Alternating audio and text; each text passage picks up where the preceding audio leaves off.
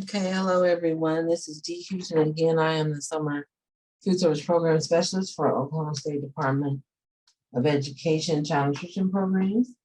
And this is the conclusion or part 3 of the Summer Food Service Training. So we will get started.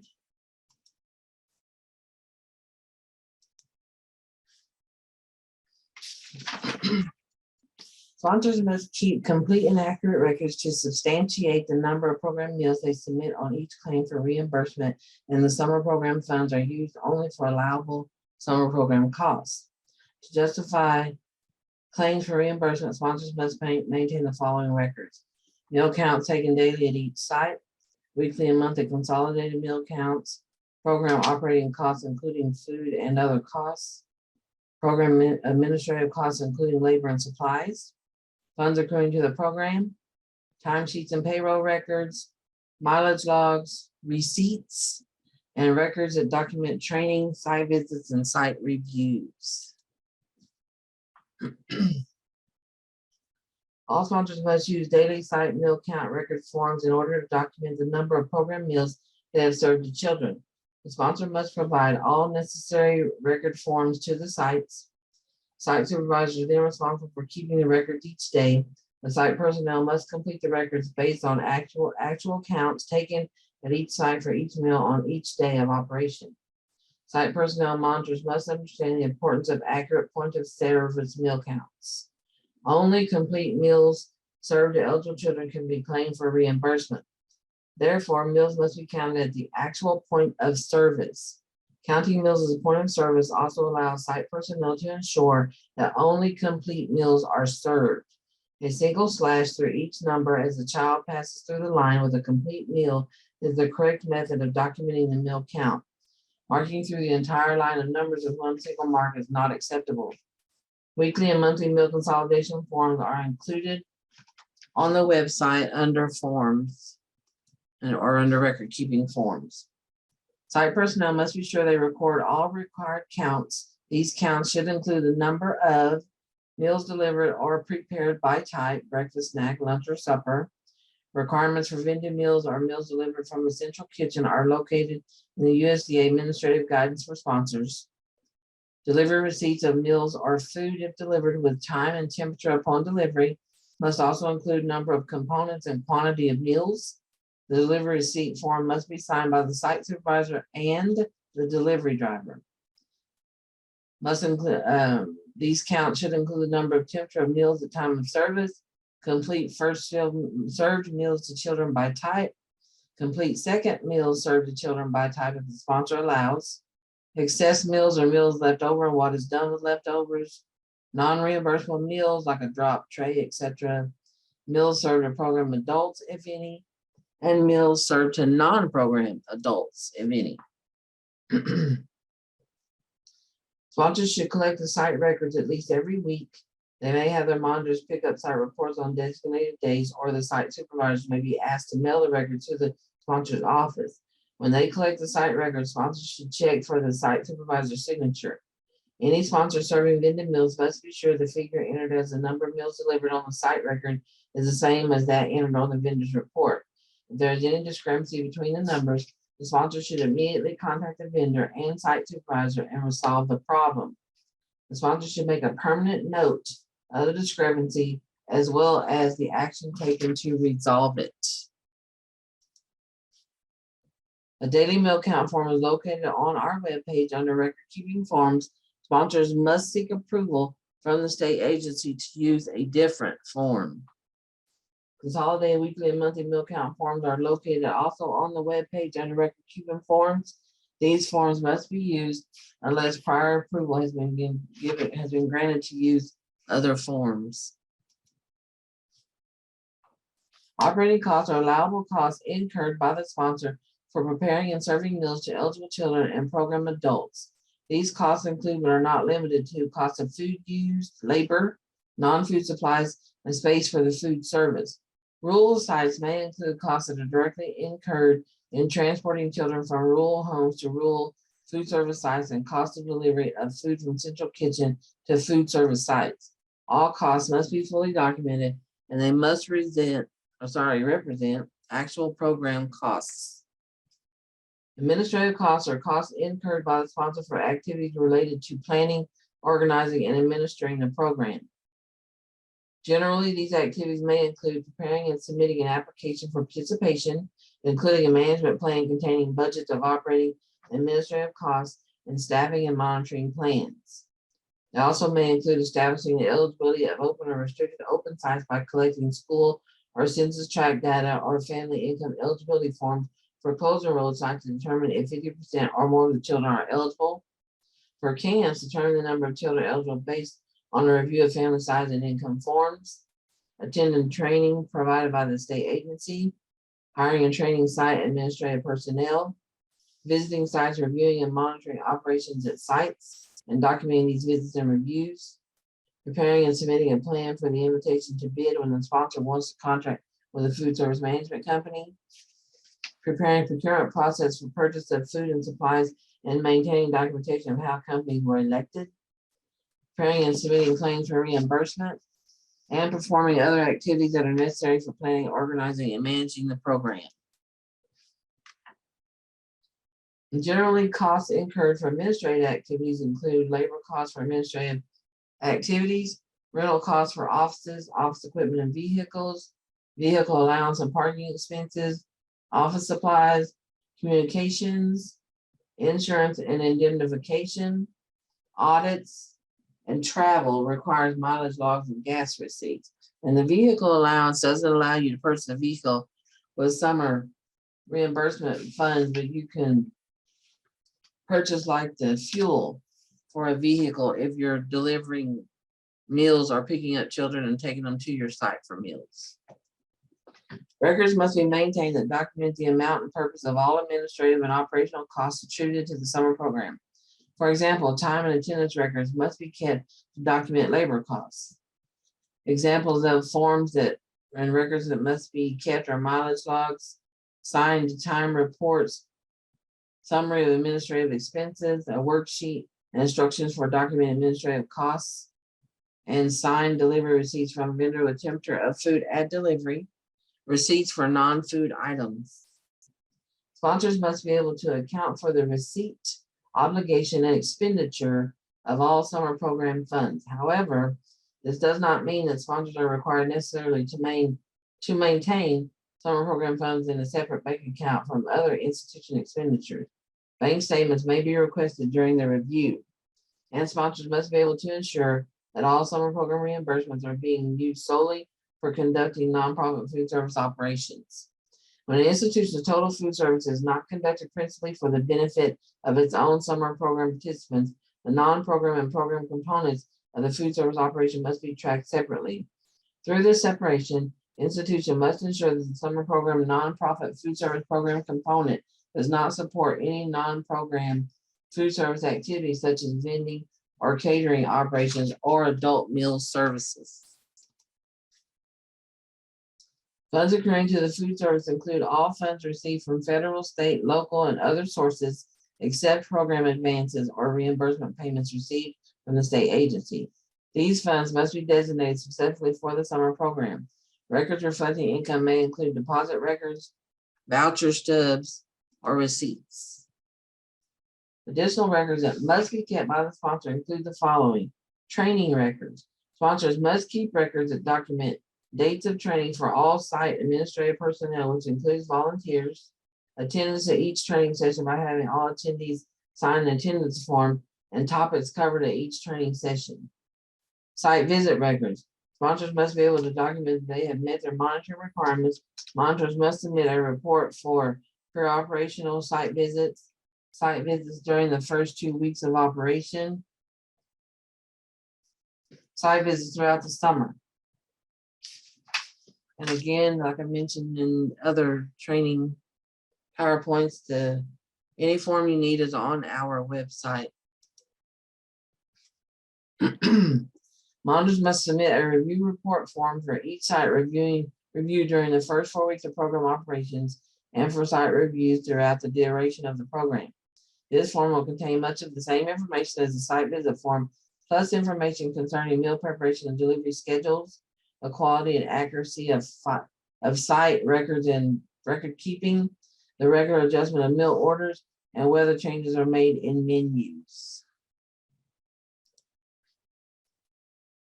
There are a number of additional records you must maintain in your files. These records and the records discussed in this session are summarized on the checklist of records, which is a form found on our website.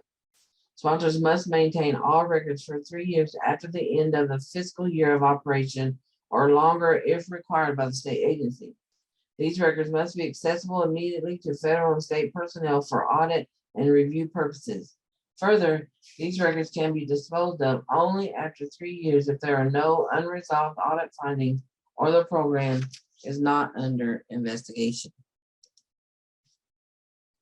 In this session on record keeping, documents required to substantiate the claim were discussed. Sponsors must keep complete and accurate records. These records include meal counts, operating costs, administrative costs, funds accruing to the program, training records, visits and reviews, checklist of records, retention of records.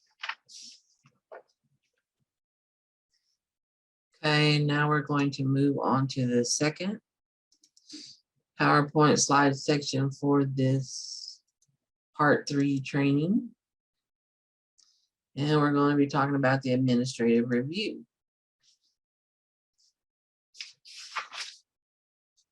In this session, you'll find information on review procedures, violations of program requirements, how to create a corrective action plan, common findings observed during previous summers. During the course of the summer, the state agency will complete an administrative review of many of the summer program sponsors program operations. The administrative review will involve visits by the state agency and possibly USDA reviewers to the sponsor's sites and office.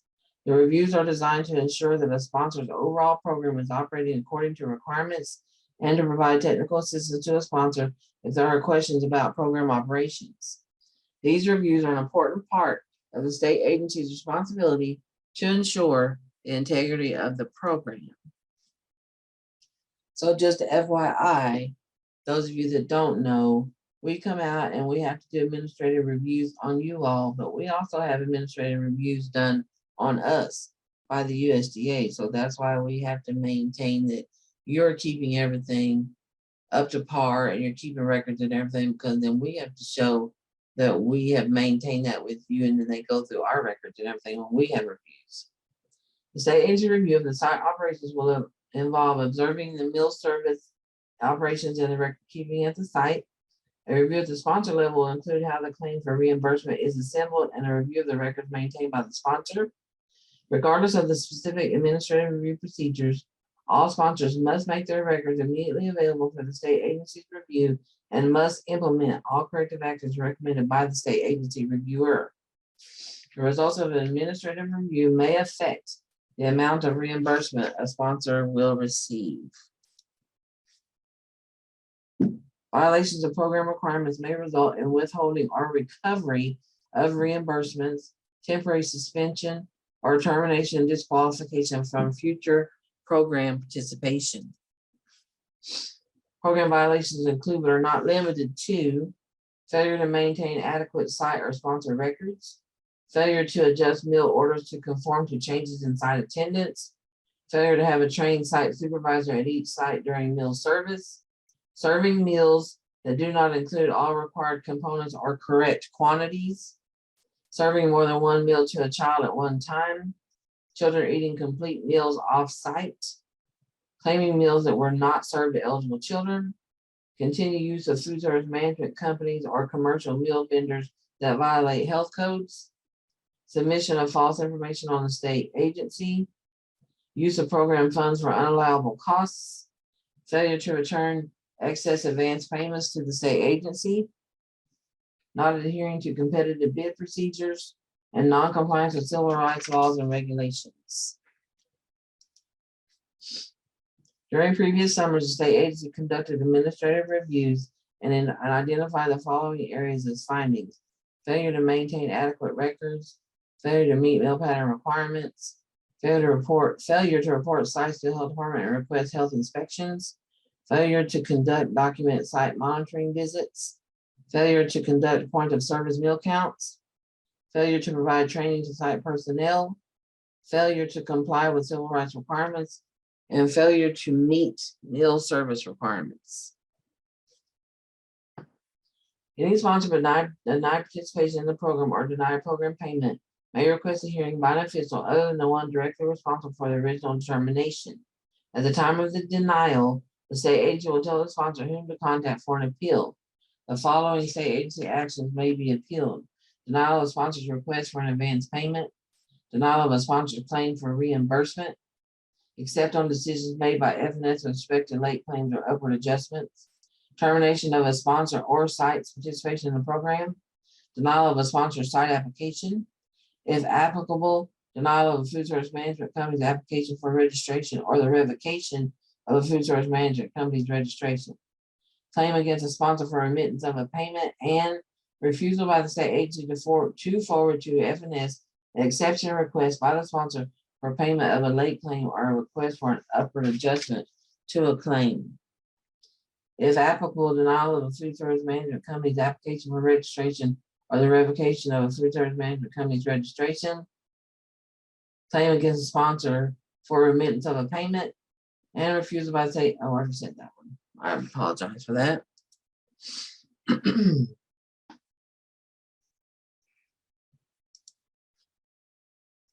When the state agency finds violations during a review, they will require the sponsor to correct the problems found. If the state agency finds a high level of meal service violations at a site, it will immediately require the sponsor to follow a specific corrective action plan. The state agency will initiate a follow-up system to ensure that the sponsors take the specific action as outlined in the plan for correcting site violation. The sponsor will generally be required to write a plan that states what processes or procedures will be implemented to correct the finding, how the institution will make sure the processes or procedures are followed consistently in order to prevent future findings, who is involved in implementing the processes or procedures developed to correct the findings, and when the processes or procedures will begin, and how often will the process or procedure be done. The sponsor may be required to submit supporting documentation which verifies that the corrective actions were made or implemented. Examples of documentation which might be required to be submitted include training documentation, site monitoring reports, meal count forms, employee time sheets, payroll information, and receipts.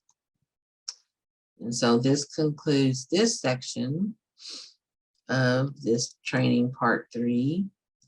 Now we're going to go into this PowerPoint section that talks about procurement.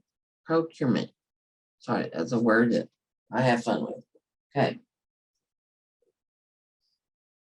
Welcome to the administering program procurement training hosted by the Oklahoma State Department of Education, referred to in this training as a state agency. During the training, when directed to the webpage, this will always refer to the OSDE SFSP webpage at sde.ok.gov/summer food, unless otherwise specified. This training is a brief overview of procurement and the procurement review process. Generally, when we use the term procurement, it refers to the purchasing of goods, products, and/or services. In operating the summer program, this means a sponsor must have a procurement plan in place for the procurement process of obtaining food vendors, non-food vendors, food management companies, etc. Procurement is an important part of operating the summer program because federal dollars are used to purchase goods, products, and services. Therefore, sponsors need to understand and comply with local, state, and federal. Therefore, sponsors need to understand and comply with local, state, and federal procurement guidelines to make sure the federal dollars are spent wisely. Child Nutrition Program's procurement requirements apply to all sponsors and all types of programs.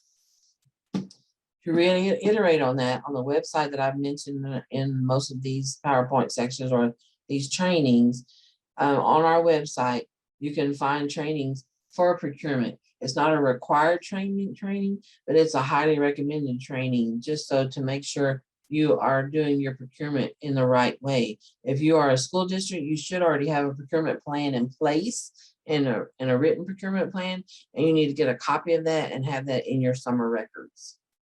Procurement is a multi-step process for obtaining goods, products, and services at the best possible price. Proper planning before procuring goods, products, and services is worthwhile and has a critical role in obtaining the high-quality goods, products, and services needed at the best possible price. In other words, you are looking to get the best product from the best vendor at the best price.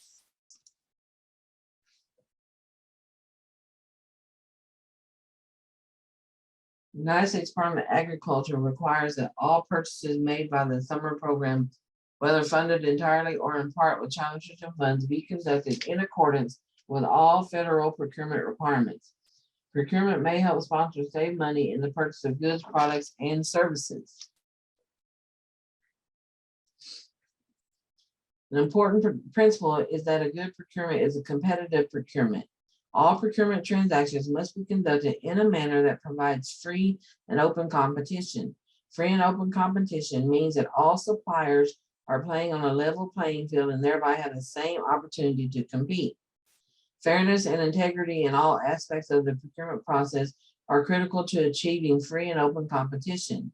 The procurement process cannot be both effective and self-serving. No matter how strongly the sponsor may prefer a particular product or supplier, other comparable products and suppliers must be given every reasonable consideration. To be considered responsible, a vendor/contractor must be capable of performing successfully under the terms and conditions. Qualified respondents must be eligible, able, responsive, and willing to provide the goods, products, and services being sought. Another important aspect of procurement is transparency. Transparency in the procurement process allows vendors the widest possible access to information regarding the goods, products, and services being purchased. If procurement contract is less than arm's length, F&S and the state agency must approve the vendor in advance. So you'll see here on your slide the procurement roadmap. This roadmap outlines the federal requirements for procurement in the summer program. The important number to remember is $250,000 federal small purchase threshold. Sponsors will follow the federal procurement roadmap to determine which procurement method would be used when purchasing with federal funds. Even if a purchase is only partially funded with federal dollars, sponsors must follow this roadmap. For goods, products, and services costing less than $250,000, sponsors will use the informal procurement process. For goods, products, and services costing more than $250,000, sponsors will use the formal procurement process.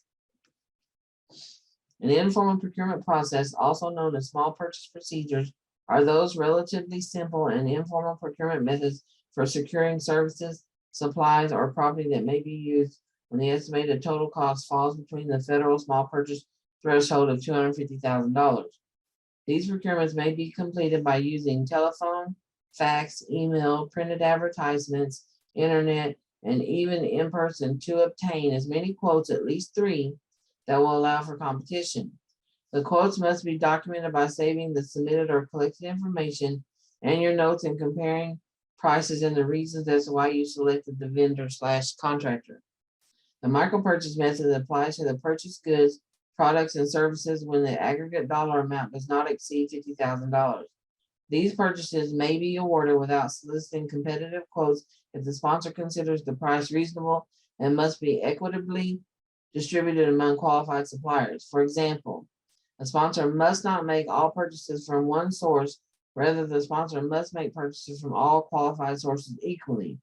Sponsors are responsible for documentation of records of the purchase, name of the vendor/contractor, price, and their written specifications. Aggregate cost means the total amount the sponsor has determined for a single item or related group of items for a period of time, i.e. 1 year, 1 quarter, weekly, or monthly, or other period of time as determined by the sponsor.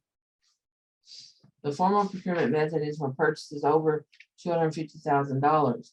These procurements may be completed either using the invitation for bid or the request for proposal processes. Further information regarding the IFB and the RFP can be found under procurement on the website. Emergency procurement practice is only used when a purchase is necessary to continue service. Sponsors can make the purchase following their procurement procedure guidance for emergency procurements. USDA allows a sponsor to apply a geographic preference procurement option when procuring unprocessed, locally grown, or locally raised agricultural products. There is no requirement that institutions must purchase locally grown or locally raised agricultural products or apply a geographic preference in the procurement of these products. The sponsor may decide to use geographical preference to target products from local sources through a formal solicitation. The Food and Nutrition Service published the final rule titled Geographic Preference Option for the procurement of unprocessed agricultural products in the child nutrition programs. This allows sponsors to give a point or price preference to bidders that meet their definition of local for unprocessed products. Using this option enables the sponsor to award its contract to a bidder that did not necessarily provide the lowest bid, but the original bid price must still be paid.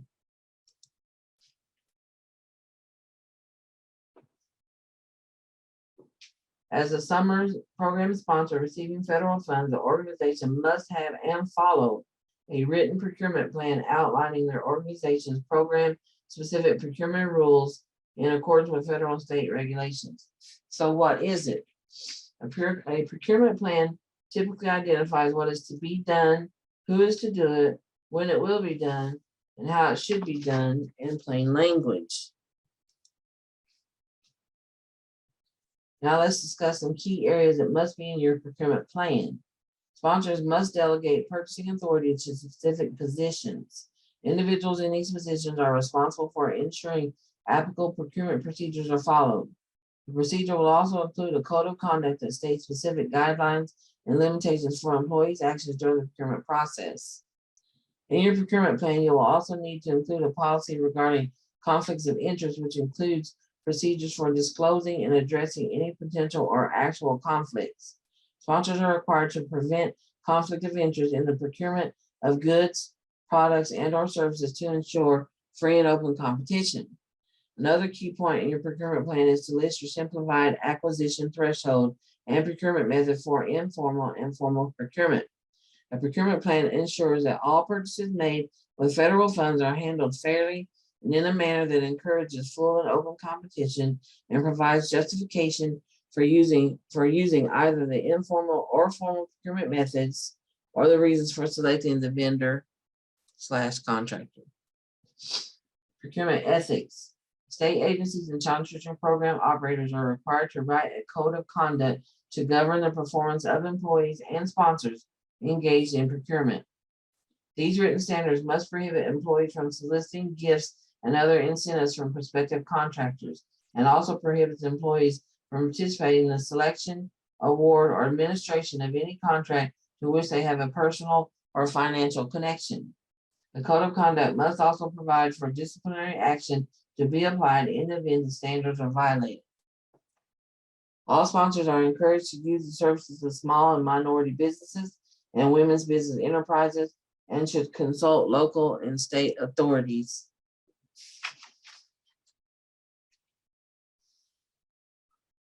Contracting with business enterprises. The sponsor must be aware of the following practices: placing qualified small and minority business and women's business enterprises on solicitation lists, assuring that small and minority businesses and women's business enterprises are solicited wherever they are potential sources, dividing total requirements when economically feasible into smaller tasks or quantities to permit maximum participation by small and minority business and women's business enterprises.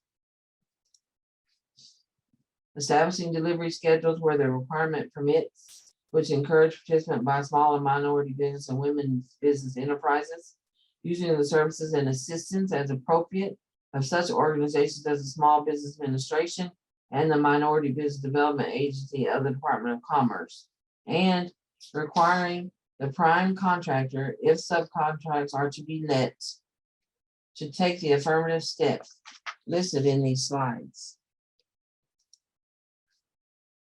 Debarment and suspension of contracted services. Debarment means to bar from having or doing something, synonymous with preclude, to bar, to prevent, to make impossible. In other words, can't do it.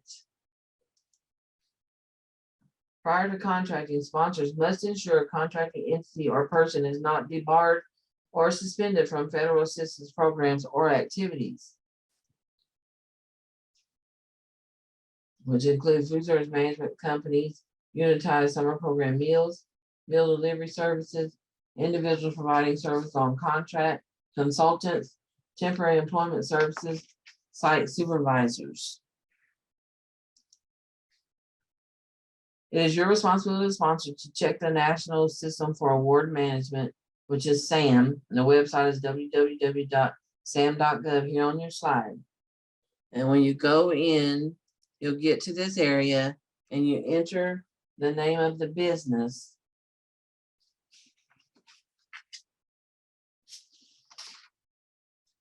And if it comes up that they've been debarred or suspended, then you cannot do business with them. So make sure you check your vendors and contractors and stuff. Sponsors must maintain documentation on file for 3 years plus the current fiscal year unless a review or audit is not resolved. During administrative reviews or audits by the state agency staff, these documents will be reviewed to verify that appropriate procedures were followed when using program funds. And you got to keep all your records where they're easily accessible. We come out for a review, or the USDA comes out for a review. They can't wait for you to go down to the street to some storage unit and find records that were 2 or 3 years old. They have to be readily available for us to review if we request them.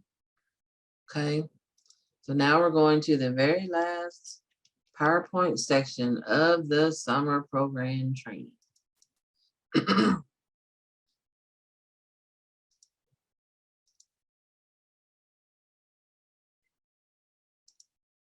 And this is going to be talking about menu planning. In this section, you will find information on summer program meal pattern requirements, cycle menus, food production records, food buying guide, CN labels and product formulation statements, and inventory. Summer program meal pattern requirements. The summer program meal pattern enables sponsors to serve meals that are appetizing and are consistent with the dietary guidelines for Americans. For a meal to be eligible for reimbursement, all food components and the required minimum serving sizes must be offered. A food component is one of the food groups that comprise a reimbursable meal.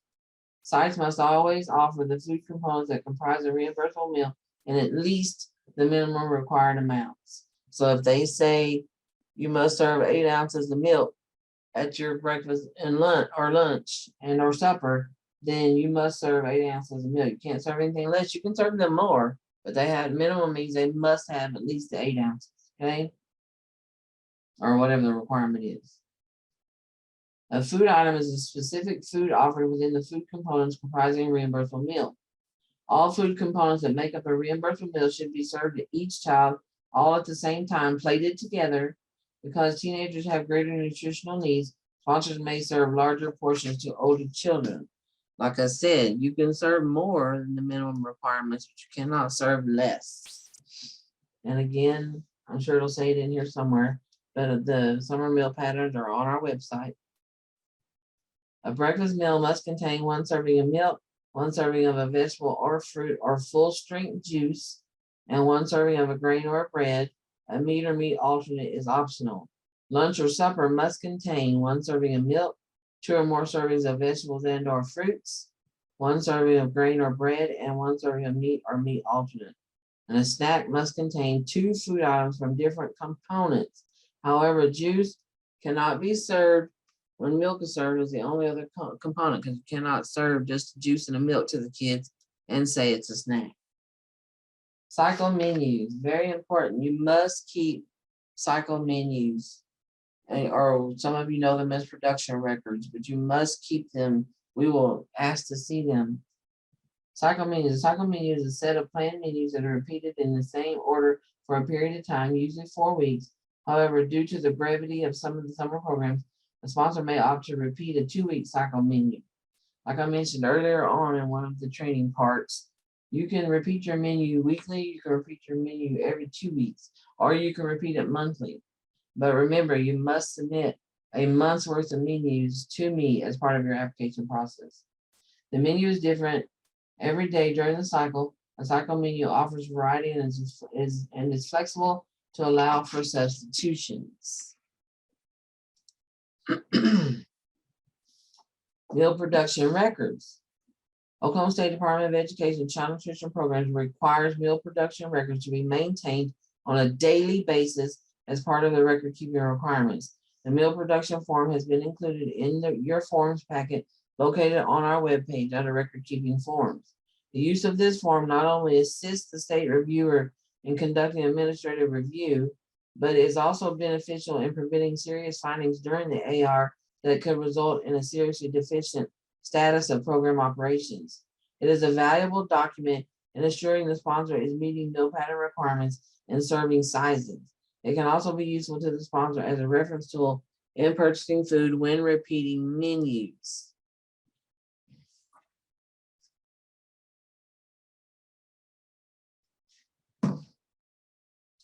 The food buying guide. The food buying guide is going to be your food Bible. If you're unsure about serving a specific thing, I'm just going to throw something out there like fish sticks.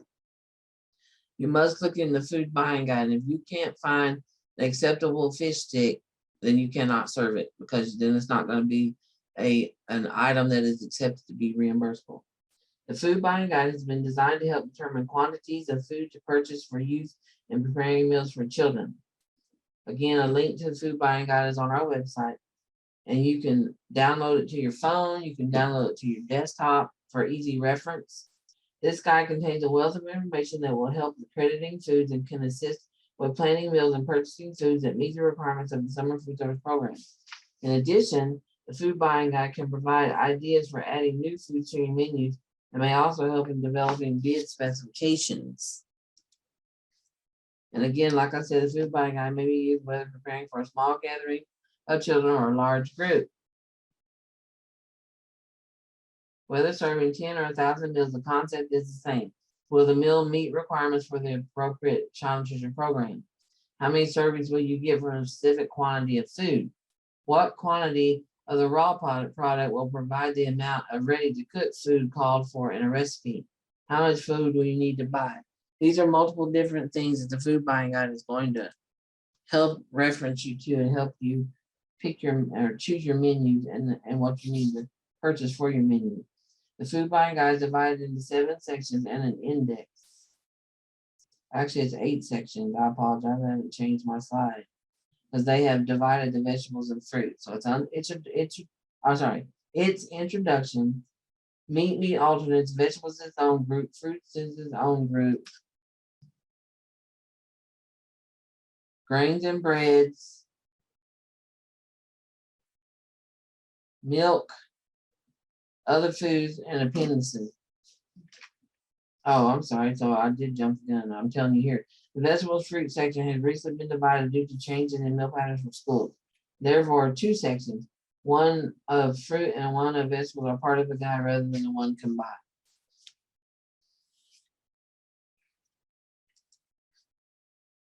The food you choose to use must appear in the food buying guide exactly as shown on the product label.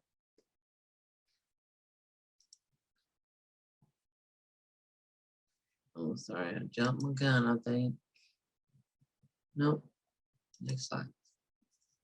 So examples of those you might see include beans. So you can just type in beans when you're searching in the food buying guide, or if you've got the manual in front of you, and it'll pull up green or flat Italian, frozen, whole, and it'll tell you how many cans you need for like 100, or how many pounds you need of frozen green beans for 100.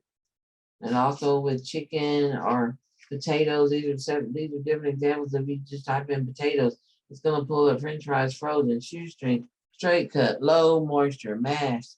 It's going to pull up all different types of potatoes for you. This is just an example that I'm showing you of how the food buying guide looks and what different categories and columns it gives you. Excuse me, to help you figure out what you need to purchase. Every food listed in the food buying guide is presented in the 6-column yield table. Each column gives different calculations and information about the specific food listed in column 1. Within each section of the food buying guide, the individual foods are arranged in alphabetical order. Column 1 is food as purchased, AP. In this column, you will find the name of the food item in the exact form as it is purchased. Shown on this example are green beans canned. Column 2, purchase unit. This column indicates the basic unit of a purchase. For most foods, the guide lists pounds as a purchase unit. Examples of common purchase units include but are not limited to gallon, number 10 can, number 300 can, 40-pound package, etc. Column 3 is servings per purchase unit or edible portion, EP. This column shows the number of servings for each of the purchase units in column 2. This number of servings is based on average yields from good quality foods prepared in ways that result in a minimum of waste. Column 4, serving size per meal contribution. This column describes a serving by weight, measure, or number of pieces or slices. Sometimes both measure and weight are given, or the measure and number of pieces or slices. Serving sizes listed in this column are commonly used portions. However, they may not be the serving size planned for a specific menu. Just remember, the quantities given in columns 3 and 5 will change when the serving size in column 4 is adjusted. For food specified in meal patterns, the serving size given in this column can be credited toward meeting the meal pattern requirements. In some sections, it will use both pieces and fourth cup servings. Column 5, purchase units per 100 servings. This column shows the number of purchase units you need for 100 servings. This number was calculated using the purchase unit listed in column 2 and the serving size by weight listed in column 4. Numbers in column 5 have been rounded up to help ensure enough food is available for 100 servings. Column 6 is additional information. This column provides other information to help calculate the amount of food needed to purchase and or prepare. For many food items, this column shows the quantity of ready to cook or cooked food yielded from a pound of food as purchased. As stated earlier, food you choose to use must appear in the food buying guide exactly as shown on the label. Foods that are purchased partially or completely prepared must have some type of crediting information as well as serving size given to document the contribution of the food to the correct component in the menu. Crediting means if the meal patterns require 1 or 2 ounces of meat alternate, the manufacturer's information is needed to determine if that pizza actually contains 1 or 2 ounces of meat, and if so, what size serving is needed to get the amount of that meat, that 1 or 2 ounces from that pizza or from that piece of pizza. This can be accomplished with one of the following 2 documentation options: CN labels or product formulation statements from the manufacturer, not from Walmart or Sand or Food Service Man or company where you purchased it. You must have the CN label or the product formulation statement from the manufacturer themselves. What is the CN label program? It is a voluntary federal labeling program for USDA child nutrition programs. It provides information regarding the food product's contribution to the meal patterns. The easiest way to identify the required components in the pre-prepared combination product is to look at the child nutrition CN label. As stated on the slide, is a voluntary program. The manufacturer has to apply for and pay the Food Nutrition Services Division of the USDA to research and assign the label and code number before that label can be placed on food product packages. CN labels must be maintained on file by the sponsor for review by the state agency during an administrative review. Now keep in mind and remember, if you have a CN label in your records or in your book or in your binder that are from Pillsbury, for example, Pillsbury biscuits, but then when we come out on the day of your review and you're serving biscuits and they were Walmart brand, then you don't have the proper CN label for the biscuits you were serving for that day. So keep that in mind and don't let that slip your mind that you got to make sure you have the CN label or in the food buying guide for everything you serve. And this is an example of a CN label. You'll notice over in the right corner, it's a six-digit product identification number. If that isn't filled in and that isn't a number, it isn't a correct CN label. And you'll see here that it says this 5-ounce pizza with ground beef and vegetable protein products provides the 2-ounce equivalent meat alternate, 1/8 cup serving of vegetable, and a 1.5 cup servings of bread alternate for the child nutrition meal pattern requirements. use of this logo and statement can be authorized by the Food and Nutrition Service and the USDA, and it'll have month and year of approval. So watch that very last line there where it says USDA and has XX. That's going to be your date there of the month and year of approval. So make sure that's not expired, because you're going to have a current CN label online. In your records for us to look at. CN labels must be on the product packaging and must not be obtained from the internet. A product formulation statement is the other documentation option for crediting information of a food product.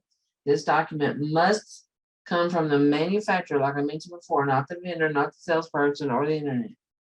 When received from the manufacturer, the sponsor must determine if the statement contains all the data needed and then plan portion sizes accordingly. As with all documentation, it must be maintained for inspection during the administrative review. Commercial combination foods must always have a CN label or product formulation statement documenting the creditable portions. Inventory. An accurate and complete physical inventory of all purchased foods, commodities, and supplies on hand must be taken before the food service operation begins and at the end of the reporting period. Guidelines for inventory and storage can be found in the Administrative Guidance for Sponsors, which is one of the guides or manuals from the USDA we have on our website. Please review and be knowledgeable of this information to ensure compliance. Sample inventory forms are also located on our webpage. Schools should continue to do their ending inventory for National School Lunch, which will be the beginning inventory for the summer program. Inventory should be taken again at the close of the summer program. This will be the beginning inventory if you have product left for National School Lunch when school starts back up. Continue using inventory forms used during the school year if you would like. And so this concludes the training for the Summer Food Service Program, Part 3, which is our last training section. I hope you enjoyed the training. I hope you learned something. I apologize, it is lengthy, but there's a lot of information that we have to make sure you are aware of and that you learn. And again, this section will also have some test questions at the end that you must answer, and you must pass the testings at 80% or more on each section to get credit for training. If you cannot pass in 5 tries, then you must attend a training in person. If you have more questions or concerns about that, please contact me. Here at the state agency, again, my name is Dee Houston. Thank you.